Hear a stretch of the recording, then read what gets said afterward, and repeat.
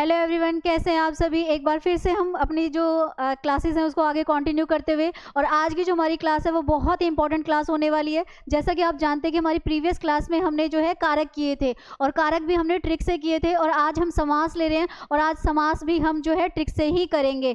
मैंने आपको previous class में भी बताया था और एक बार फिर से बताती हूँ कि जो भी आपकी ग्रामर पार्ट आनी है उसमें हमारे समास, कारक, उपसर्ग सब आएंगे, और अगर आपको इनकी नॉलेज नहीं है तो आप बाकी जो ग्रामर का पार्ट है वो नहीं कर पाओगे। तो आज की क्लास हमारी बहुत ही इंपॉर्टेंट होने वाली है, और आज की क्लास हमारी समास की है। क्या आप जानते हैं समास से रिलेटेड हमारे एग्जाम में क्वेश्चंस कैसे कैसे आते हैं, समास होता क्या है, कितने प्रकार के समास होते हैं, और कई बार हमारे पास क्या होता है, कुछ ऐसे एग्जाम्पल्स होते हैं जिसमें हमें बड़ी कंफ्यूजन होती है कि दो समास के एक जैसे एग्जाम्पल्स लग रहे हैं, तो उस सिचुएशन में हम कैसे निकलें, उसके लिए आज हम इन सभी समस्याओं का समाधान हो जाएगा। और आज की क्लास में हम स्टार्ट करते हैं समास। चलिए, तो सबसे पहले देखें समास होता क्या है। जैसा कि हम जानते हैं कि जो हमारा जीडी का एग्जाम है उसमें कोई डेफिनेशन फॉर्म में तो हमसे कोई पूछने वाला है नहीं, तो हम फिर भी हमें एक बेसिकली हमें मीनिंग तो पता ही होना चाहिए, जो हम पढ़ने जा रहे हैं उसका मीनिंग है क्या। तो सबसे पहले मैंने समास लिया। समास का मतलब होता है किसी भी एक बहुत बड़ी चीज़ को बहुत छोटे तरीके से कह देना। इट मीन हम उसे संक्षेप कहें या संक्षिप्तीकरण कहें, कह सकते हैं। जैसे मैं इतना बड़ा सेंटेंस ना बोलूँ, जैसे दया का सागर या नीला है कंठ जिसका, इतना बड़ा सेंटेंस ना बोलकर सिर्फ एक वर्ड बोल रही हूँ, एक वाक्य जो शब्द बोल रही हूँ नीलकंठ। ऐसे ही दया का सागर, इतना बड़ा सेंटेंस ना बोलकर मैं सिर्फ बोल रही हूँ दया सागर। जब हम ये समासिक पद को जब हम वो कर देते हैं, छोटा कर देते हैं, तो वो क्या बन जाता है, वो हमारा समास बन जाता है। तो चलिए देखें आगे, समास के कितने भेद होते हैं। कई जगह समास को 4 भागों में बांटा गया है, कई जगह समास को 6 भागों में बांटा गया है। जो 4 भाग में बांटते हैं वो कौन कौन से समास लेते हैं, अवयवी समास लेते हैं, ठीक है, तत्पुरुष समास लेते हैं। इनमें से कर्म और धार्य द्विगु समास को वो काउंट नहीं करते हैं, क्योंकि वो क्या करते हैं, इन दोनों को किसका भाग बना देते हैं, जहाँ 4 प्रकार से माने गए हैं तो तत्पुरुष का भाग मान लेते हैं। फिर आता है हमारा द्वंद्व समास, और फिर एंड में आ जाता है हमारा बहुब्रीहि समास। लेकिन मैं इसे आज 4 प्रकार में बांटकर आप लोगों को कंफ्यूज नहीं करूंगी। मैं आप लोगों को समास का एक, क्योंकि हमारे जो जीडी में है कोई टाइप्स वाइज क्वेश्चन नहीं आने हैं, सिंपल सा समास पहचानने के लिए आना है, तो हमें समास के 6 भेद का पता होना चाहिए। यानी कि समास के आज की क्लास में जो हम करने जा रहे हैं, हम सारे के सारे जो 6 भेद हैं, 6 टाइप्स हैं, इनको हम करेंगे। कौन कौन से हैं, पहला है अवयवी भाव समास, तत्पुरुष समास, कर्मधारय समास, द्विगु समास और द्वंद्व समास और बहुव्रीहि समास। आप लोग समास कैसे करते हो, क्या आप याद रहता है कि अवयवी समास कौन सा है, कौन सा ऐसा समास है जिसका पहला पद विशेष्य दूसरा पद विशेषण होता है, कैसे याद रखें भाई। तो हम क्या करें, हम इनके लिए छोटी छोटी ट्रिक्स आज मैं आप लोगों के लिए लेकर आई हूँ। तो सबसे पहले हमें उन छोटी छोटी बेसिक चीज़ों को याद करनी है। अच्छा, मैंने आप लोगों को पहले भी बताया था कि जब समास कराऊंगी तो मुझे कारक की ज़रूरत पड़ेगी, और कारक मैंने आपको लास्ट वीडियो में ही कराए थे। तो आज हमें कारक की ज़रूरत पड़ने वाली है, यानी कि अगर हमें समास को सीखना है तो मुझे जो मेरी प्रीवियस क्लासेस हैं उनसे की नॉलेज भी मुझे साथ साथ होनी चाहिए। तो चलिए टाइम नहीं वेस्ट करते हैं, सबसे पहले हम लेते हैं अवयवी भाव समास। बहुत बहुत इंपॉर्टेंट है, ऐसा हमारा कोई कॉम्पिटिटिव आपका जीडी तो है ही, साथ में अगर ये वीडियो कोई और टीचिंग का स्टूडेंट भी देख रहा है तो उसके लिए भी यूज़फुल है। ऐसा कोई कॉम्पिटिटिव एग्जाम नहीं जहाँ अवयवी से रिलेटेड कोई समास ना आता हो, और सबसे कंफ्यूजिंग भी होता है, लेकिन हम इसे आसानी से पहचान सकते हैं। कैसे पहचान सकते हैं, अगर हम इससे रिलेटेड 3 बातें याद रख लें। 3 बातें कौन सी हैं भाई हमारी, ध्यान से देखिएगा। इससे रिलेटेड हमें 3 बातें कौन सी याद रखनी है, हमें ये याद रखना है कि इसका पहला पद प्रधान होता है। अवयवी भाव समास को पहचानने के लिए मुझे क्या करनी है, मुझे 3 बातें याद रखनी है कि पहला पद प्रधान होता है, उपसर्ग का प्रयोग होता है, पहला पद मतलब जो आगे वाला शब्द है उसकी वैल्यू होती है, यानी कि वो वर्ड के बिना पीछे वाले वर्ड की कोई वैल्यू नहीं है। दूसरी बात मुझे इसमें ये याद रखनी है कि इसमें उपसर्ग का प्रयोग होता है। माना हमने अभी क्लास में उपसर्ग किए नहीं है, लेकिन हमें ये तो पता है कि उपसर्ग वे शब्दांश होते हैं जो शब्दों के आगे लगते हैं, यानी कि ये क्या है, ये शब्दांश हैं जो क्या करते हैं, शब्दों के आगे लगते हैं। हमें इस बात पर भी क्या करना है, फोकस करना है, शब्दों के क्या कर रहे हैं, ये आगे लग रहे हैं, तो वो कौन है जो आगे लगे, वो है उपसर्ग। और एक चीज़ तो मैं आपको मेरी डे 1 से जो मेरी वीडियो आ रही है उसी से मैं आप लोगों को बताती हुई आ रही हूँ कि अविकारी शब्द आपका पीछा नहीं छोड़ने वाले हैं और ये काम भी आते हैं। अविकारी को ही मैंने आप लोगों को बताया था, इसे अवयव भी कहते हैं।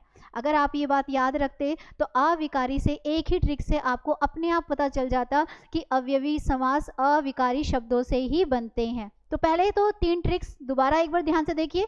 मैंने कहा अवयवी भाव समास को पहचानने के लिए मुझे 3 बातों की या 3 ट्रिक्स की या 3 मेन पॉइंट्स को याद रखना है। पहला पद प्रधान है, उपसर्ग का प्रयोग है और अविकारी शब्द हैं, जिसे मैं अवयव शब्द भी कह सकती हूँ। अवयव शब्द कौन से होते हैं भाई, हमने किए। अवयव शब्द कौन से हैं? अवयव शब्द वो होते हैं जो कभी बदलते नहीं हैं, नॉट चेंजेबल, जिनमें परिवर्तन संभव नहीं है। और परिवर्तन कैसे संभव नहीं है? वचन के आधार पर, लिंग के आधार पर, विलोम शब्द के आधार पर, यानी कि हम जिन्हें ग्रामर के पर्पस के आधार पर नहीं बदल सकते वो हमारे अविकारी शब्द कहलाते हैं। अगर आपकी हिंदी स्ट्रॉन्ग है, आप वर्ड्स को डिफाइन कर पाते हैं, आप शब्दों को विग्रह करके उनका अर्थ समझ पाते हैं, तो आपको मेरी ये तीनों ट्रिक्स एक साथ दिखेंगी। लेकिन अगर आप हिंदी में उस शब्द का विग्रह नहीं कर पाए, उस शब्द का अर्थ नहीं समझ पाए, तो आप इन 2 ट्रिक्स से भी आंसर निकाल सकते हो। कैसे निकालें? ट्राई करें। मैंने कुछ एग्जाम्पल्स लिए हैं कि क्या सच में हम इनसे अवयवी भाव समास को पहचान पा रहे हैं कि नहीं पा रहे हैं। ध्यान रखिएगा 3 बातें कौन सी हैं? पहला पद प्रधान, उपसर्ग का प्रयोग और अविकारी शब्द। अब मैंने कुछ एग्जाम्पल्स यहाँ लिए। पहला वर्ड मैंने लिया है यथाशक्ति, ठीक है। अच्छा, एक चीज और मैं आपको प्रीवियस क्लास में बताई थी, दोबारा माइंड में आ रही है, आपको एक बार फिर बताती हूँ। अविकारी जिसे मैं अवयव कह रही हूँ, इसका मतलब है नॉट चेंजेबल, यानी कि जो बदले नहीं जाते वो कौन है? अविकारी। और एक और ट्रिक मैंने आप लोगों को बताई है, मैंने शॉर्ट वीडियोस में भी बताई है कि जो भी वर्ड हमारे यथा से और तथा से बनते हैं, देखिए बहुत ही इंपॉर्टेंट चीज है, जो वर्ड हमारे यथा से और तथा से बनते हैं वो अविकारी होते हैं। अगर मैं ये ऊपर की 2 ट्रिक यूज भी ना करूं और मुझे ये चीज छोटी सी बात याद रह जाए, तो हो सकता है जो एग्जाम्पल दिया है वो भी मैं आराम से उसमें समास पहचान लूं, क्योंकि मुझे पता है अविकारी को अवयव बोलते हैं और अवयव कौन होते हैं? जो बदले नहीं जाते। और साथ में मुझे ये भी पता है कि यथा से तथा से बनने वाले मोस्टली वर्ड्स जो होते हैं वो क्या होते हैं? अविकारी। और अविकारी जो है वो अवयवी समास है। तो यानी कि एक तो मेरा इसी से निकल गया। संस्कृत के ज़्यादातर जो शब्द हैं यथा से और जो तथा से बनते हैं, जिनका मतलब भी हमें नहीं पता होता है, जिनको विग्रह करना भी हमें नहीं आता है, अगर हम एक बेसिक सी छोटी सी बात याद रखें तो हम आसानी से अवयवी समास को पहचान सकते हैं। तो चलिए हम तीनों ट्रिक्स को यूज़ करेंगे, आप भी साथ साथ इसे प्रैक्टिस करने की कोशिश करिएगा। पहला शब्द मैंने लिया है यथाशक्ति। पहला शब्द मैंने क्या लिया है? यथाशक्ति। पहली बात तो मुझे दिखा अवयव या मुझे दिखा अविकारी, और दूसरी बात अभी बताया यथा से बनने वाला शब्द कौन सा है? अविकारी, और जो अविकारी है वो अवयव तो है। चलिए, लेकिन ओवर कॉन्फिडेंस अच्छी चीज़ नहीं। सबसे पहले अगर आप हिंदी अच्छी है तो इस वर्ड को करिए डिफाइन। यथाशक्ति का मतलब होता है शक्ति के अनुसार। यथाशक्ति का मतलब क्या होता है? शक्ति के अनुसार। अब आप ये देखिए, इसमें पहला प्रधान, तीनों ट्रिक्स को ढूंढने की कोशिश करिएगा। मैंने आपसे कहा एक वर्ड है यथाशक्ति। यथाशक्ति में जो है हमारे पास क्या है? यथा शब्द ऑलरेडी अविकारी में काउंट होता है। पहली बात तो अगर मुझे ये छोटी सी चीज़ है तो मुझे 3 ट्रिक्स की ज़रूरत पड़ नहीं रही। लेकिन अगर हम बाई चांस ये वाली ट्रिक भूल गए हैं यथा से कथा से, तो हम हमारा जो बेसिक जो कंसेप्ट पढ़ के गए हैं उसके अकॉर्डिंग आंसर निकालेंगे। पहले मैं हिंदी स्ट्रॉन्ग थी तो मैंने उस वर्ड को डिफाइन किया। यथाशक्ति का मतलब है शक्ति के अनुसार, जो काम शक्ति के अनुसार किया जाए उसे हम कहते हैं यथाशक्ति। अब मैं कह रही हूँ पहला पद प्रधान है, अगर मैं शक्ति वर्ड हटा दूं तो ये वर्ड बच गया अनुसार, जिसकी अपनी कोई वैल्यू नहीं है। दूसरा यथाशक्ति, शक्ति एक शब्द है और यथा इसमें उपसर्ग है, मुझे दूसरी ट्रिक भी मिल गई, मुझे उपसर्ग भी मिल गया। अब तीसरा वर्ड मैंने बोला अविकारी है। अविकारी कौन से हैं? जिनका लिंग बदलो, वचन बदलो, कारक आदि, यानी कि ग्रामर के पर्पस से हम नहीं बदल सकते। यथाशक्ति का जरा विलोम शब्द करो या लिंग बदलो करो, या आप इसे कारक करिए, वचन करिए, क्या आप इसे बदल पा रहे हो? नहीं बदल पा रहे हो, तो ये हमारा क्या हो गया? ये हमारा अवयवी भाव समास हो गया। दूसरा लेते हैं, मेरे पास आया यथास्थान, आप ध्यान से देखिए, यथास्थान में यथा फिर से मिला है, स्थान यथा के जो हम कहते हैं स्थान के अनुसार, तो यथा अनुसार यहाँ पर यथा जो है वो क्या है, उपसर्ग है। और जरा इसको करके देखिए, चेंज होता है क्या, नॉट चेंज, यानी कि यहाँ पर ये नहीं बदला जा रहा, नॉट चेंजेबल, यानी कि ये पूरा शब्द भी मेरा क्या हो गया, ये मेरा भी अवयवी भाव समास हो गया। चलिए अब लेते हैं हाथों हाथ। इस मोस्ट इंपॉर्टेंट वर्ड, दिखने में और पढ़ने में बड़ा आसान सा लग रहा है, लेकिन पेपर में देखा जाता है। हाथों हाथ को पहले मैंने किया डिफाइन, सबसे पहला, क्योंकि यहाँ पर यथा तथा नहीं है, तो मैंने पहला काम क्या किया, सबसे पहला काम मैंने किया, इसको डिफाइन किया। इसका मतलब होता है हाथों हाथ का मतलब है हाथ ही हाथ में, ठीक है, हाथ ही हाथ में हो तो हम उसे कहते हैं हाथों हाथ। अब ये देखो जरा भाई, हाथों हाथ में हाथ एक शब्द है और इसके आगे जो हाथों लगा है वो है उपसर्ग, वो क्या है, वो है हमारा उपसर्ग। मुझे पहला पद प्रधान मिला, पहला पद प्रधान क्या है, अगर हाथ ही हाथ में इसको मैं हटा दूं तो मेरे पास एक वर्ड आया हाथ, जिसकी अपनी कोई ये वर्ड को पूरा नहीं करता, यानी कि पहला पद प्रधान भी मिला है मुझे, हाथों इसमें मुझे उपसर्ग भी मिला है, और मेरे को क्या मिला है, ये पूरा शब्द जो है हाथों हाथ, ना तो इसका लिंग बदलो होता है, ना वचन बदलो होता है, ना कारक होता है, नॉट चेंजेबल। तो ये मेरा कौन सा हो गया समास, ये भी मेरा अवयवी भाव समास हो गया। चलिए एक और एग्जाम्पल लेते हैं, प्रैक्टिस जितनी करेंगे उतना हमारे लिए अच्छा है। चलिए देखिए, नेक्स्ट वर्ड जो आता है वो आया हमारे पास प्रतिदिन।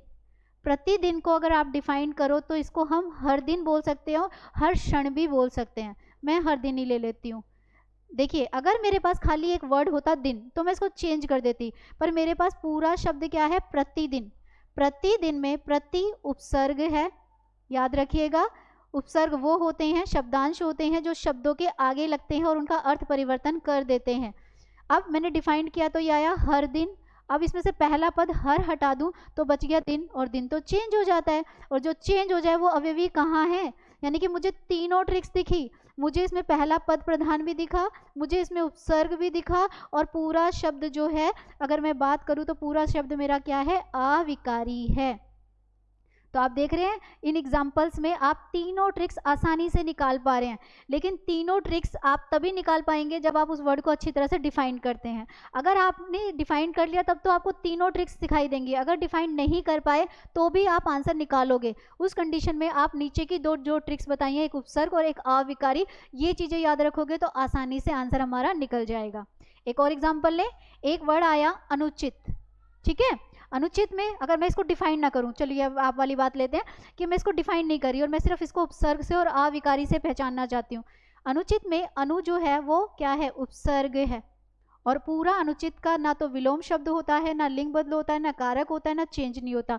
तो चेंज ना होने की वजह से ये मेरा क्या बन गया, ये मेरा अविकारी शब्द बन गया। आसानी से, अगर मुझे डिफाइन भी नहीं करना आता तो भी मैंने उसको आसानी से निकाल लिया। चलिए एक और लें, दो वर्ड लिए हैं, पहले थोड़ा इजी वाला लेते हैं। एक शब्द आया आजन्म। आजन्म का मतलब होता है क्या है, जो जन्म जिसने लिया है, या जीवन भर कह सकते हैं। आजन्म का में आ जो है वो उपसर्ग है। अगर मेरे पास खाली जन्म शब्द होता तो मैं इसका मृत्यु या इसको चेंज कर देती, बट मेरे पास पूरा शब्द क्या है, आजन्म, और आजन्म का जो है क्या होगा, अगर हम देखें तो ये भी हमारा क्या बन जाएगा, ये अविकारी बन जाएगा, क्योंकि मैंने इसको डिफाइन किया तो इसका मतलब आता है, आजन्म का मतलब है जीवन भर, और जीवन शब्द हटा दोगे तो भर की कोई वैल्यू नहीं रहती। तो हम इसे भी कह सकते हैं कि क्या है, ये भी हमारा क्या बन गया, ये अवयवी भाव समास बन गया। एक और ले लीजिए, अकाल मृत्यु। अकाल मृत्यु क्या है, अकाल जो है वो उपसर्ग है, मृत्यु एक शब्द है जिसके आगे अकाल लगा तो उसका अर्थ परिवर्तन कर दिया, और हमारे पास खाली मृत्यु शब्द नहीं आया है, हमारे पास अकाल मृत्यु शब्द आया है, तो हम कह सकते हैं इसका ना लिंग बदलो होता है, ना ही इसका वो उपसर्ग नहीं, ये हमारा क्या है, ये हमारा अविकारी शब्द है। अगर ये चेंज होता तो क्या हो जाता, मृत्यु का तो जन्म मरण मृत्यु जन्म ये चेंज होते हैं, तब हम उस कंडीशन में उसे विकारी कहते हैं। बट अवयवी भाव समास के लिए मुझे विकारी की नहीं बल्कि मुझे अविकारी की जरूरत पड़ेगी। एक और रह गया है भाई, अनुरूप। अब तक तो आप अच्छी तरह से समझ चुके होंगे, अनुरूप का मतलब है रूप के अनुसार।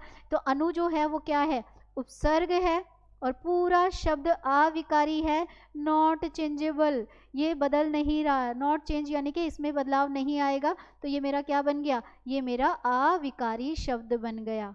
प्रैक्टिस करिएगा और भी ऐसे शब्द लेने की। पर मेन बात क्या याद रखनी है, हमें 4 बातें याद रखनी है। चारों में से ऐसा तो हो नहीं सकता कि पेपर में कोई ऐसी स्टेटमेंट हो और चारों में से कोई 1 या 2 काम ना कर रही हो। अगर हमारी हिंदी स्ट्रांग है तो चारों दिखेंगी, और चारों नहीं दिखेंगी तो कम से कम 3 दिखेंगी, और 3 भी नहीं दिखी तो 2 तो दिखेंगी ही दिखेंगी।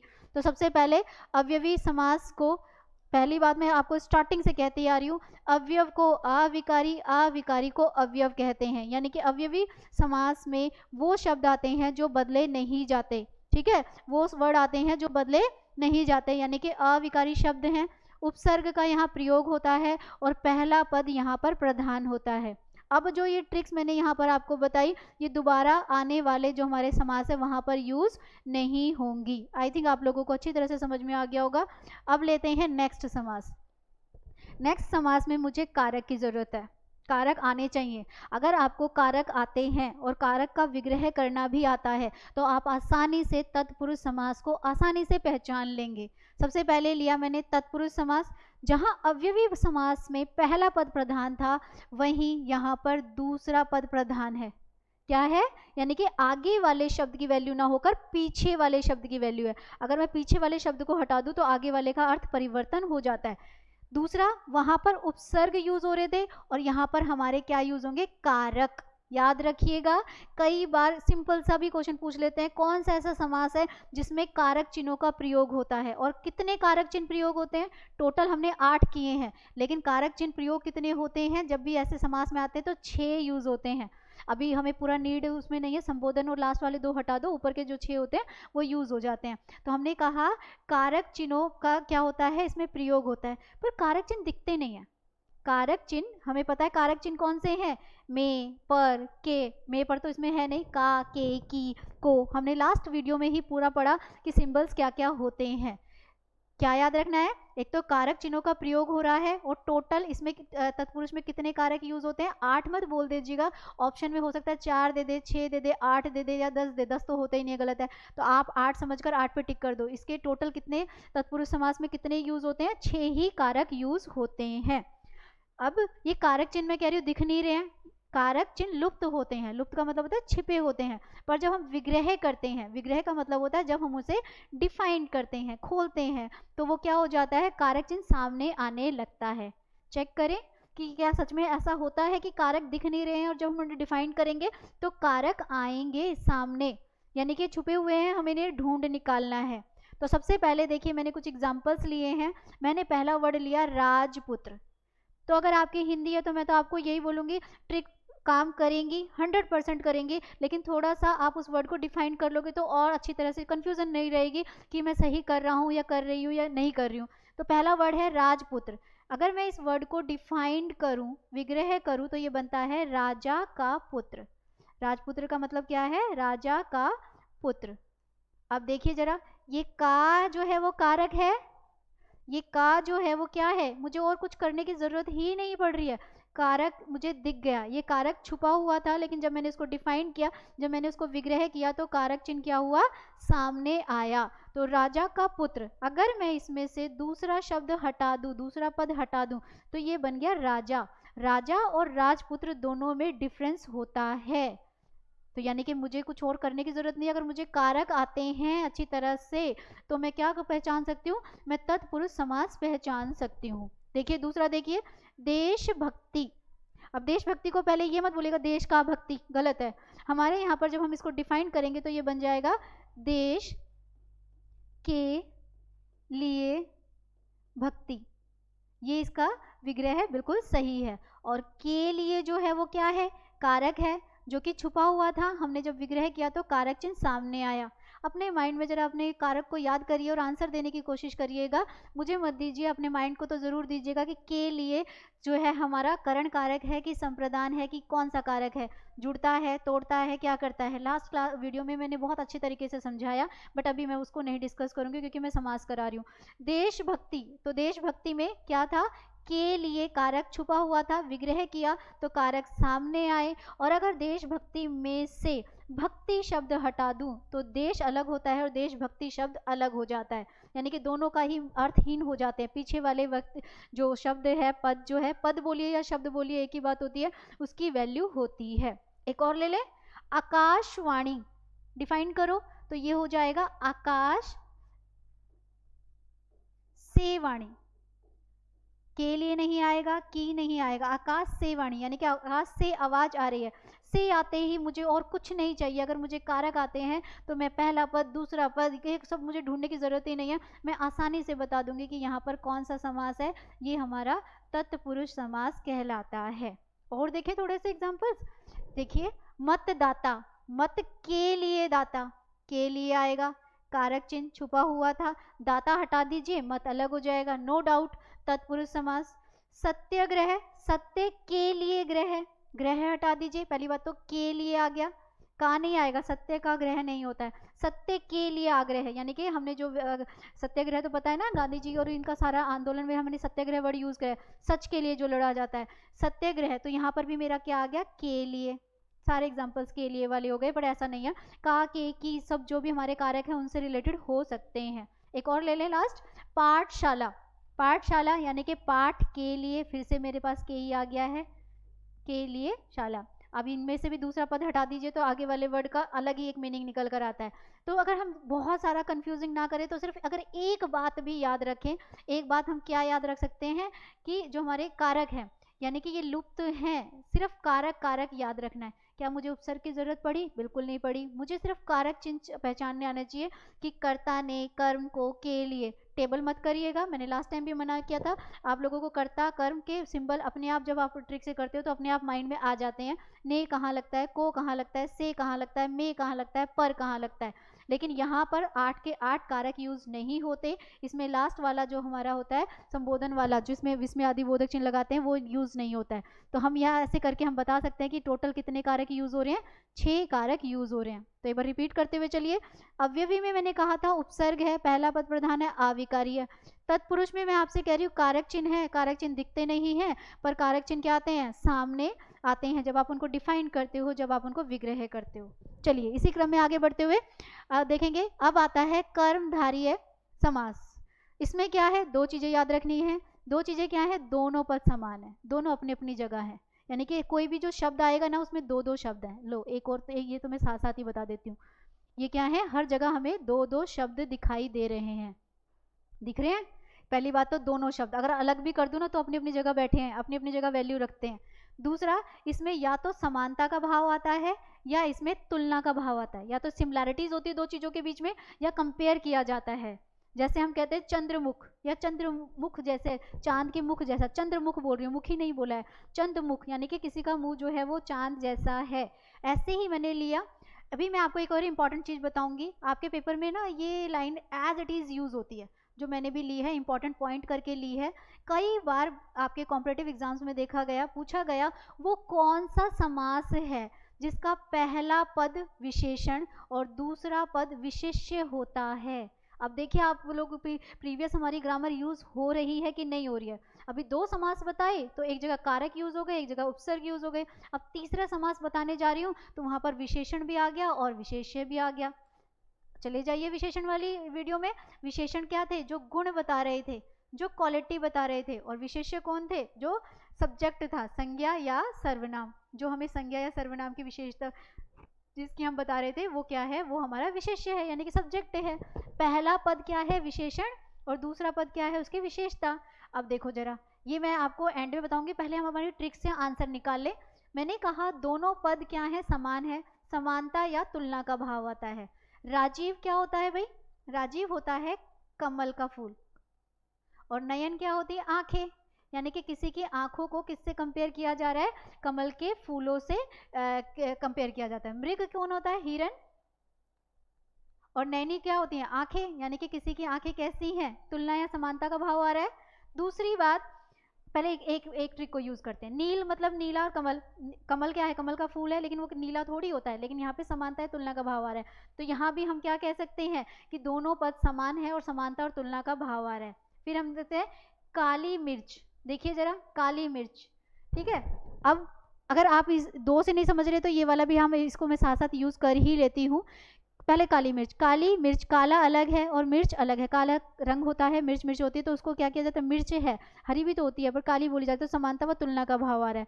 चंद्रमुख, ये तो मैंने अभी आपको बताया, मुख मतलब मुंह होता है, चंद्र मतलब चांद, यानी कि किसी का मुख जो है, मुंह जो है, मुख ही बोलेंगे, मुंह तो नहीं बोलेंगे, मुख जो है वो कैसा है, चांद जैसा है, समानता या तुलना आ रही है। अब मैंने आपको एक इंपॉर्टेंट चीज बताई कि जिसका पहला पद विशेषण और दूसरा पद विशेष्य हो। ध्यान से देखिएगा, कमल, नैनी, मुख, मिर्च और नयन, ये सारे के सारे विशेष्य हैं, इन्हीं की बात हो रही है।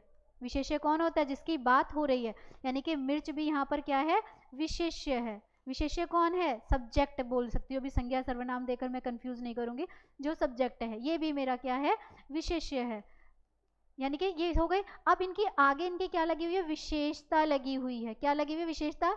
नयन तो है पर राजीव जैसे हैं, कमल के फूल जैसे हैं।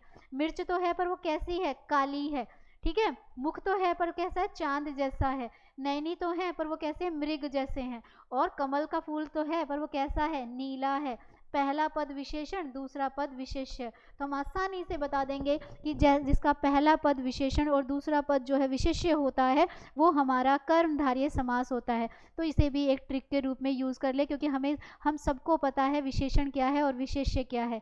इसकी बात बाकी और किसी समास में नहीं की जा रही। तो हमने देखा कर्मधारय समास क्या है, जहाँ दोनों पद समान होते हैं और समानता व तुलना का भाव आता है।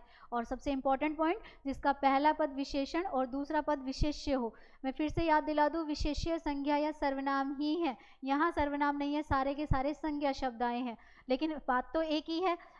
ये क्या है, पहले उसके पद पे विशेषण यानी कि उसकी विशेषता लिखी और दूसरे पर सब्जेक्ट लिखा है जिसकी विशेषता हमें बतानी है।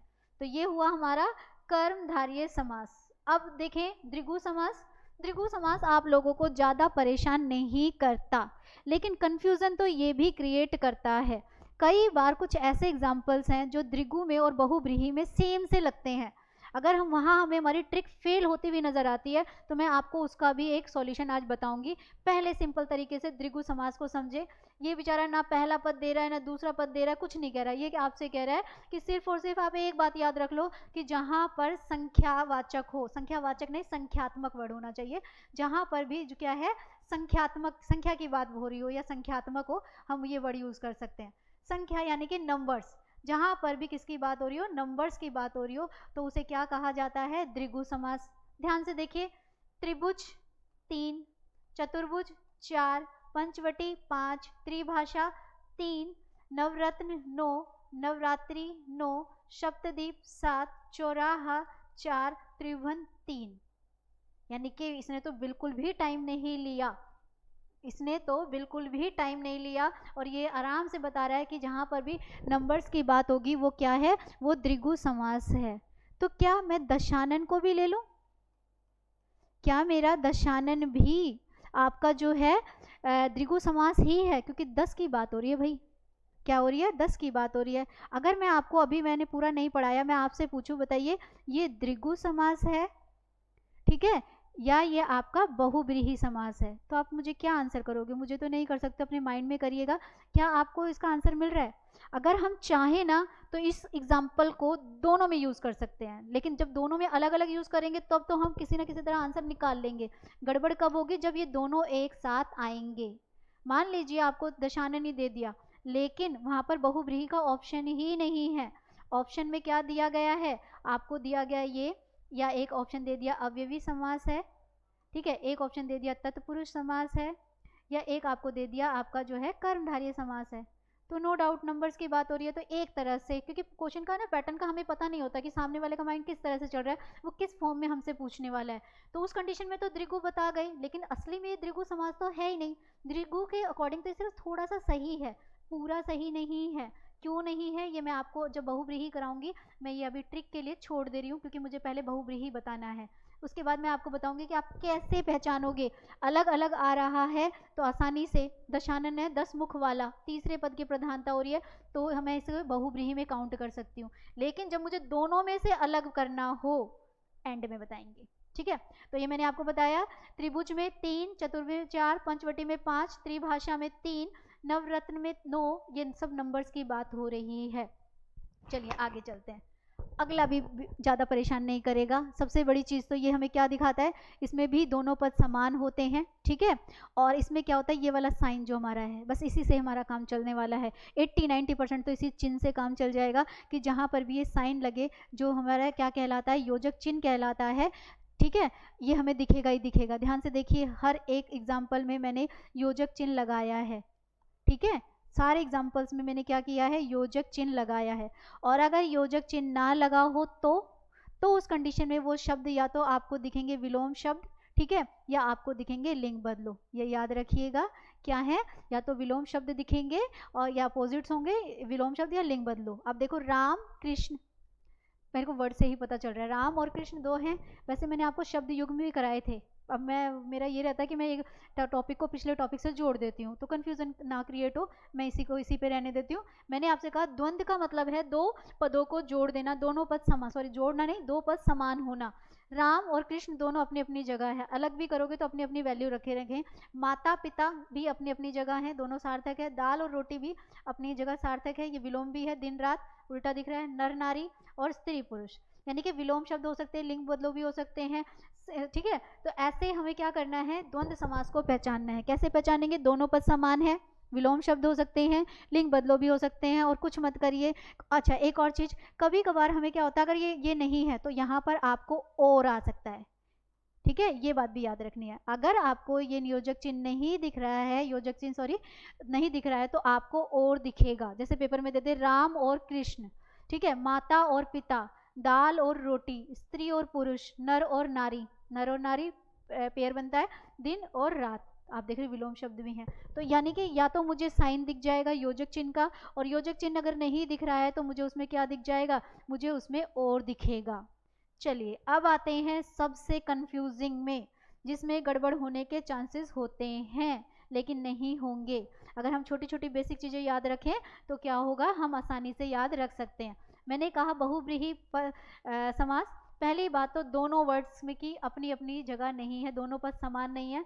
वो क्या करते हैं, समान नहीं होते, लेकिन वो क्या करते हैं, जब जुड़ते हैं तो किसी तीसरे के बारे में हमें इंडिकेशन देते हैं। क्या करते हैं, हमें किसी तीसरे के बारे में इंडिकेशन देते हैं। और दूसरी बात हमें क्या याद रखनी है कि इसमें देवी देवताओं की बात होती है, यानी कि जितने भी भगवान जी वाले नाम हैं, भगवान जी वाले नाम जैसे नीलकंठ है, गजानंद है, श्वेतांबर है, दिगंबर है, जो भी हम भगवान जी के नाम यूज करते हैं वो सारे के सारे हमारे किस में आ जाते हैं, बहुव्रीहि समास में आते हैं। तो क्या बताया मैंने पहले ट्रिक्स के रूप में, बहुव्रीहि समास में हमें क्या बातें याद रखनी है कि दोनों पद समान नहीं है, किसी तीसरे पद की प्रधानता होती है ना। और एक मैंने आपको बताया देवी देवताओं का बोध होता है, यानी कि यहाँ पर भगवान जी वाले नाम यूज होते हैं। तो पहला ले लें, नील और कंठ। नील मतलब नीला और कंठ मतलब कंठ ही है, लेकिन हम किसे कहते हैं, नीलकंठ। नीला है कंठ जिसका, ना नील की वैल्यू है ना कंठ की, तीसरे पद की प्रधानता हो रही है। और नीलकंठ कौन है, शिव जी भगवान जी। तो यहाँ पे तीसरे पद की प्रधानता होने की वजह से ये मेरा कौन सा समास बन गया, बहुव्रीहि समास बन गया। पीताम्बर, पीत मतलब पीला, पीत मतलब क्या होता है, पीला, और अंबर मतलब क्या होता है, वस्त्र। अब देखिए, ये दोनों ही पद अपने आप में नहीं है। पीला वस्त्र किसका है, हम कहते हैं पीला है वस्त्र जिसका, कौन है, पीताम्बर है, विष्णु भगवान के लिए यूज किया जाता है, भगवान जी का बोध आ रहा है। तो ये भी मेरा क्या बन गया, बहुव्रीहि समास बन गया, ठीक है। फिर आता है गजानन, नाम में ही है, विग्रह क्या करूं, गजानन तो गणेश जी को कहते हैं। महात्मा, इसको हम विग्रह करते हैं। महान है आत्मा जिसकी, महान है, अगर मैं इसको डिफाइन करूं तो क्या निकल कर आएगा, महान है आत्मा जिसकी। महान अलग है और आत्मा, दो शब्द अलग है, लेकिन बता किसी तीसरे के बारे में रहे हैं। तो जहां दोनों पद समान ना हो, जिसकी आ रहा है, महान है आत्मा जिसकी, थर्ड पर्सन, यानी कि यहाँ पर भी ये क्या है, मेरा बहुव्रीहि समास है। क्या है ये, हमारा बहुव्रीहि समास है। जितेंद्रिय, अब यहाँ पर ये इंपॉर्टेंट वर्ड है जितेंद्रिय, ये पेपर में आया हुआ है, एक ये वर्ड और एक आपका आया हुआ है अजात शत्रु। जरूर पेपर के लिए ध्यान रखिएगा, द नहीं है, अजात शत्रु वर्ड है, बहुत ही इंपॉर्टेंट वर्ड है, ये मोस्टली एग्जाम्स में पूछे जाते हैं। एक अजात शत्रु, एक आपका जितेंद्रिय, और एक बहुत ही कंफ्यूज उसमें रहता है पीताम्बर। तो कुछ जो सिलेक्टेड है उनकी तो प्रैक्टिस हम बार बार कर ही सकते हैं। पहले लेते हैं जितेंद्रिय, इसमें इंद्रियां आ रही हैं, इंद्रियां मतलब सेंसेस, जो अपनी इंद्रियों को जीत ले, यानी कि जो अपने सेंसेस पे, जो अपने इमोशंस पे कंट्रोल कर ले, वो कौन है? वो जितेंद्रिय है। थर्ड पर्सन, ना तो आगे की वैल्यू है ना दूसरे की, किसी तीसरे पद की प्रधानता आ रही है। तो नो डाउट ये मेरा कौन सा आंसर हो गया? ये भी मेरा बहुव्रीहि। रघुपति, रघुपति राघव राजा राम है, नाम में ही क्या आ रहा है? राम आ रहा है। तो हम कह सकते हैं, आसानी से पहचान लिया कि देवी देवताओं का बोध हो रहा है। And last and most important हमारे पास आता है अजात शत्रु। अगर मैं इसको डिफाइन करूँ तो इसका मतलब होता है जिसका कोई शत्रु ना हो। तो अजात की भी वैल्यू नहीं है और शत्रु की भी वैल्यू नहीं है, हमें यहाँ पर थर्ड पर्सन यानी कि तीसरे पद की प्रधानता दिख रही है। तो नो डाउट ये भी मेरा किस में चला जाएगा? बहुव्रीहि समास में चला जाएगा। अब ये तो सिंपल तरीके से हुआ कि क्या है, हमें कैसे पहचाने, कि ये पहचानने का तरीका बहुव्रीहि समास। अब थोड़ा सा कंफ्यूजिंग वाला लेते हैं। जब हमें कभी कंफ्यूजन हो जाती है, मैंने कुछ ऐसे वर्ड लिए हैं जिसमें एक ही एग्जाम्पल दो में सेट होता है। दो में मतलब आप गौर से देखोगे तो आपको लगेगा द्विगु भी है, और गौर से देखोगे तो लगेगा बहुव्रीहि भी है। अब मैं कैसे पहचानूं कि बहुव्रीहि है या ये अव्यवी है या क्या है? क्योंकि मुझे एक ही एग्जाम्पल से दो का बोध हो रहा है, दो समास मुझे फील आ रहे हैं। जैसे मैंने लिया अजात शत्रु, मैं चार ऑप्शन ना देकर सिर्फ आपको क्या दूंगी? दो ऑप्शन दूंगी सब में, इसमें भी और इसमें भी, सब में हम दो दो लेंगे और इसी से हमारी कंफ्यूजन क्रिएट हो जाएगी। ठीक है, सॉरी क्रिएट नहीं होगी, दूर हो जाएगी। अजात शत्रु में आप मुझे बताइए कि ये अवयवी समास है, ठीक है, ये अवयवी समास है या आपका बहुव्रीहि समास है? ठीक है, पंजाब में बताइए द्विगु समास है या आपका जो ये है ये आप ले लीजिए बहुव्रीहि समास है, बहुव्रीहि समास है।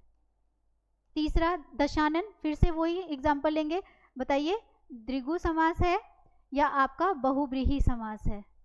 अगर मैं एक एक दूं तो मैं दोनों में यूज कर सकती हूँ। अगर तीन में अलग दे रही हूँ और एक में मैं बहुव्रीहि या द्विगु दे रही हूँ, दोनों ले सकती हूँ। त्रिनेत्र, फिर से द्विगु और बहुव्रीहि, ज्यादा कंफ्यूजन इन्हीं में होती है। ठीक है, बहुव्रीहि ले लिया। गुरुमुखी, ठीक है, ये भी ले लेते हैं, फिर से बताएंगे। इसमें हम लेंगे, आप बताइए कर्मधारीय है, कर्मधारीय है या ये क्या है? ये आपका है बहुव्रीहि है। चलिए करें इसको एक बार सॉल्व करने की कोशिश करें कि क्या हो पा रहा है कि नहीं हो पा रहा है। पहला मैंने लिया अजात शत्रु। अब मैं आपको एक डिफरेंस बता दूं, देखिए मैंने अभी आपका तीन अलग हैं और एक एक ये यूज कर रहे हैं, तो हम कहीं ना कहीं जैसा हमारे पास क्वेश्चन होता है, जैसे स्टेटमेंट होती है उसके अकॉर्डिंग आंसर लगा कर आते हैं। उस टाइम हम सही गलत की परिभाषा से दूर होते हैं कि नहीं इसका आंसर तो यही होना चाहिए था, नहीं इसका आंसर तो ये होना चाहिए, तो ऑप्शन ही गलत है। हम इस तरह का उनके ऊपर ना ऑब्जेक्शन नहीं उठा सकते हैं। अब पेपर बनाने वाले ने किस फॉर्म में बनाया है, हम उसके ऊपर हम कुछ बोल नहीं सकते। लेकिन हम अगर कोई प्रॉब्लम, हमारा तो एग्जाम है और हमें मेरिट में आना है, तो हमें तो ये देखना पड़ेगा कि ऐसी कोई प्रॉब्लम आ रही है तो उससे भी हमें निकलना आना चाहिए। अब मैं आप लोगों को ये मैंने एग्जाम्पल दिए, देखिए अजात शत्रु, अगर मैं इसको देखूं तो अजात शत्रु पूरा शब्द अविकारी है, तो मुझे अव्यय भी लग रहा है, और अजात शत्रु में शत्रु है और उपसर्ग है, तो ये मुझे कंफ्यूजन क्रिएट कर रहा है कि कहीं ये अव्यय तो नहीं है ना। लेकिन अभी मैंने बताया अजात शत्रु का मतलब है जिसका कोई शत्रु ना हो। याद रखिएगा, अगर मैं बहुव्रीहि ना दूं तो इस एग्जाम्पल को मैं अजात शत्रु में भी रख सकती हूँ, लेकिन मेरे लिए प्रॉब्लम तब क्रिएट होगी जब मेरे पास ये दोनों होंगे। तो उस प्रॉब्लम में यह याद रखिएगा, इसमें तीसरे पद की प्रधानता हो रही है और हमारे अवयव में तीसरे पद की प्रधानता नहीं होती, तो उस कंडीशन में ये आंसर हमारा गलत हो जाएगा और ये ठीक हो जाएगा। ठीक है, अब देखिए पंजाब, पंजाब है 5 नदियों का समूह, 5 यानी कि नंबरिंग, नंबर से याद रखो तो ये द्विगु है ना। और अब बहुव्रीहि 5 नदियों का समूह पंजाब, इसमें तो तीसरे पद की प्रधानता भी हो रही है। लेकिन हमें क्या याद रखना है कि कोई भी नंबरिंग वाला वर्ड अगर लिविंग थिंग है, याद रखिएगा कोई भी नंबरिंग वाला वर्ड लिविंग थिंग है तो वो बहुव्रीहि में जाएगा। किस में जाएगा? बहुव्रीहि में जाएगा। अगर वो वर्ड नॉन लिविंग थिंग्स को फील करा रहा है कि नॉन लिविंग थिंग कोई वस्तु है या किसी चीज के, तो वो हमारा द्विगु समास में चला जाएगा। अब पंजाब क्या है, इसे आप अपनी नोटबुक में नोट डाउन करिएगा, बहुत ही इंपॉर्टेंट इंफॉर्मेशन है जो कि जब हमारे एग्जाम में हमें खुद को डाउट हो जाता है कि एग्जामिनर ने क्वेश्चन और स्टेटमेंट हमें दो अलग अलग दे दी, तो उस कंडीशन में हम इसको यूज करते हैं, वहाँ ये बहुत काम आएगी। मैंने क्या बताया, अगर कोई लिविंग थिंग है, जैसे अभी मैंने वर्ड दिया दशानन, रावण था तो लिविंग उसमें ही, तो नो डाउट अगर ये लिविंग में था तो मेरा आंसर किस में चला जाएगा? बहुव्रीहि में। अगर कोई त्रिनेत्र लिविंग है कि नॉन लिविंग है? नॉन लिविंग है, द्विगु समास। गुरुमुखी, मुझे अच्छा ये पंजाब रह गया। मैंने बताया 5 नदियों का समूह, निर्जीव है कि सजीव है? निर्जीव है, यानी कि ये क्या है, नॉन लिविंग थिंग है, तो इसका आंसर भी मेरा क्या चला जाएगा, द्रिगु में चला जाएगा। अब लास्ट रह गया मेरे पास गुरुमुखी। मैंने गुरुमुख नहीं बोला था, गुरुमुखी बोला था, यानी कि गुरु के मुख से निकलने वाली वाणी। तीसरे पद की, ना गुरु की वैल्यू है ना मुखी की वैल्यू है, तीसरे पद की प्रधानता है, तो यहाँ पर क्या आ जाएगा, बहुब्रीहि समास। आई थिंक आप लोगों को ये समझ में आया होगा। और आज छोटा सा मैंने आप लोगों के लिए एक होमवर्क भी रखा है, प्रैक्टिस करिएगा। ये बहुत ही इम्पॉर्टेंट आपके जो हैं समास हैं, जो आपके प्रीवियस एग्जाम्स में आए हुए हैं। अगर आपको वीडियो अच्छी लगी हो तो वीडियो को लाइक करिएगा, ट्रिक्स को अप्लाई करिएगा, और फिर आपसे मिलते हैं नेक्स्ट वीडियो में। धन्यवाद।